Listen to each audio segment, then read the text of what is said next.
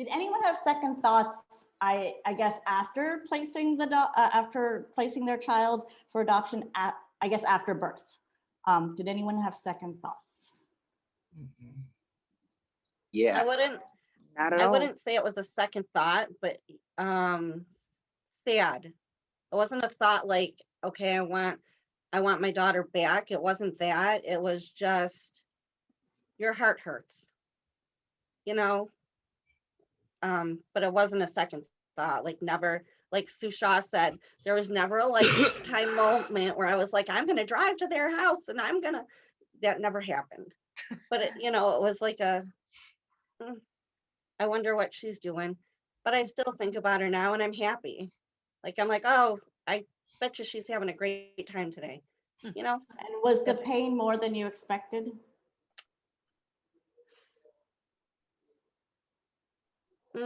Yes. I had a hard time because I came home to my child. So for other, like Chericee, you came home to your son. So I felt it was harder because I couldn't just walk out that hospital door and come home and be like, okay, I gave her up. It's okay. We're going to handle the emotions. I came home and I'm looking right at a kid who's looking at me going, well, you came home and you left with a baby and you came home with nothing. And then, it's like, you know what I mean? Yeah, life goes on and you have to. I completely understand. Yep. I personally understand because I literally walked out of the house early that morning, kissed the little monster before I walked out the door, waddling and all. Yep. I come back bandaged up, wrapped up, slow walking, but I was walking. Mm-hmm. And he just looking at me like, you was fat a couple of days ago. What's going on? Like my son would give me like some of the craziest looks when I was pregnant, but it was to be expected. He was a baby himself. Mm-hmm. And he would just like put his head on my stomach. He would feel a kick, then he would look up at me and move and put it in another spot, feel another kick, get up and move again. And I'm like, okay, you two are not going to sit and fight right now. I want to go to bed. And once I had her and I actually was discharged and I got to go home, I cried a little bit, just a little. I didn't want to cry too much because I didn't want to. My son has this like intuition when he knows something is really wrong with me because I become overly emotional. But he just was looking at me and looking at me and looking at me. And I'm like, what are you looking at? And he would just smile. And I think that just was what released some of the pain. Mm-hmm. Still having a little face to go home to, even though it's not the newborn, the brand new baby is still a face that you're still reminded of.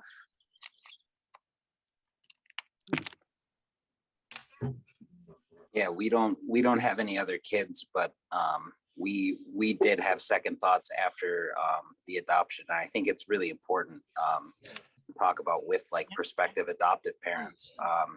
When we first told our parents that we were going to have a baby, my parents were kind of supportive and they kind of kept their distance. I found out later, like my dad was really emotional about it, but he didn't want that to be like my burden. So he kind of just internalized it himself. I don't know if you want to speak more about like the money stuff that kind of happened after. Yeah, my parents weren't supportive. My mom, my mom had actually initially told me to get an abortion, which blew me away. And so I actually stopped speaking to my mother throughout my entire pregnancy and for a while afterwards. And my dad was supportive, but distant. But like we had mentioned before, our main reason for placing was because we were not in a financial place to do so. And we wanted her to not have to struggle. And then, after we placed her, our finances changed to the point where we could have raised her. And it was hard. It was definitely hard to have that switch. But I think that the most important part is that like we loved the birth family. We knew that we had made the right decision with them. And, that that we were making the right decision, even though our finances had changed, even though our circumstances had changed where we probably could have done it then. We still thought, you know, we thought through everything, you know, our work schedules and like everything else. And we were like, nope, this is still the right thing to be doing. And we still fell back on our original plan and our amazing adoptive couple who's raising our daughter. And yeah. And it was just a really hard position to be in, I think, for us and also for the adoptive parents, because they took her home, and there is this period of like 30 days afterwards where basically we could say like, we've had a change of heart essentially. And it was the very last day of that period. And we literally went to lunch with Sue, and she said to us, like, I think I know what's going to happen, and just make whatever decision you guys need to make. And it wasn't until like literally 11:55 that day that we called the adoptive family to tell them that we had decided to stick with the adoption. And that was such an emotionally stressful thing for them to go through and us to go through. And for a while, it caused kind of like a rift. And thank God that we got through it. And it actually made us stronger in the long run. But and it was important to like let them know that it never had anything to do with them. Like right.